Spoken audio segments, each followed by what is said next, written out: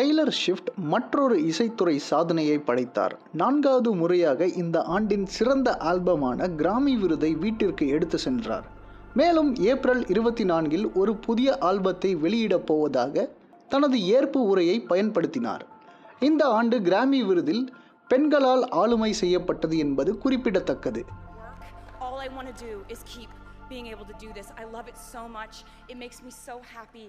Earlier in the night, she claimed the prize for Best Pop Vocal Performance and used her acceptance speech to announce that she would release a new album in April. Billie Eilish won Song of the Year for her ballad from the Barbie movie soundtrack, What Was I Made For?, while Miley Cyrus landed the Record of the Year for her empowerment anthem, Flowers. And the Grammy goes to Solana Imani Rose SZA! SZA, who led all Grammy nominees this year with 9 nods and was reportedly neck and neck with Swift for